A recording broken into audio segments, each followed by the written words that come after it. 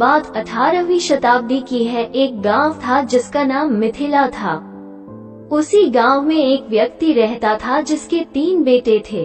वो अपनी तीनों बेटों की शादी करने के लिए बहुत बेताब हुआ करता था।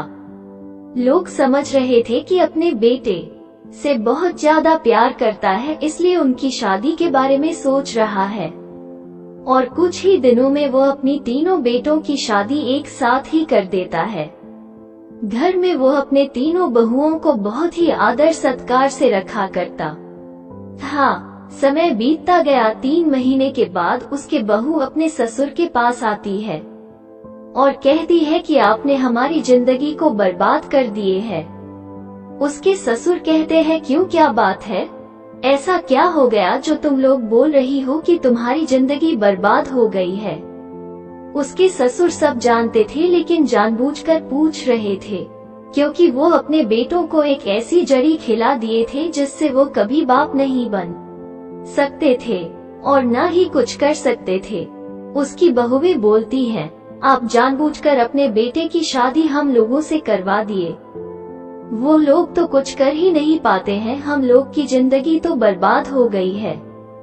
इस बात पर उसके ससुर कहते हैं, तुम लोग इतना घबरा क्यों रही हो?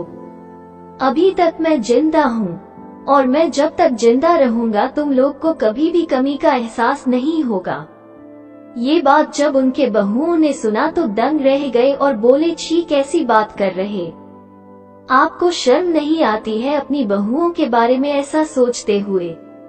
ये बोलकर वो तीनों अपने अपने कमरे में चले जाते हैं। लेकिन उन तीनों के दिमाग में ससुर की बातों का बहुत ही गहरा असर पड़ा था। जब सुबह होता है तब वो तीनों अपने घर के गार्डन में कल की घटना के बारे में बात करते हैं।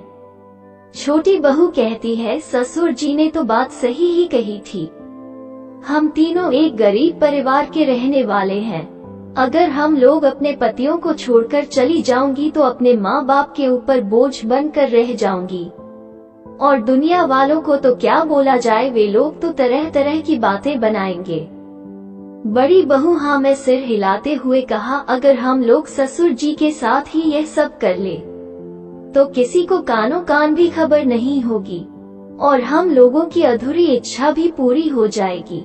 मझली बहू कहती है, हम लोग यहाँ खड़े खड़े बातें करते रहेंगे या आगे कुछ करने के बारे में सोचेंगे? अब तीनों मिलकर अपने ससुर जी के पास जाते हैं और कहते हैं, हम तीनों आपके साथ वो सब करने के लिए राजी है, लेकिन इस बात का खबर किसी को कानो कान नहीं होना चाहिए।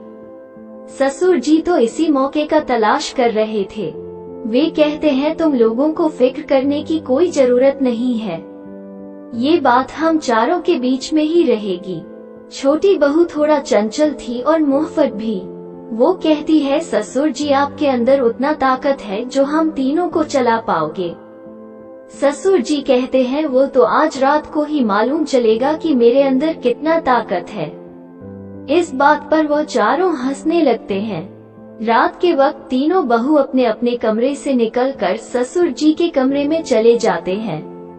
ससुर जी अकेले थे और वे 3, फिर भी ससुर जी उन लोगों के ऊपर टूट पड़ते हैं। छोटी बहू को तो बर्दाश्त नहीं होता है और वो रोने लगती है, क्योंकि ससुर जी का कारनामा भी तो कुछ ऐसा ही था।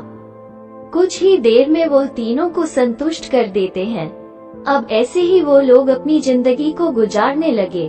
तो दोस्तों, आप लोगों को अगर यह कहानी अच्छी लगी होगी तो हमारी इस वीडियो को लाइक एंड सब्सक्राइब जरूर करें।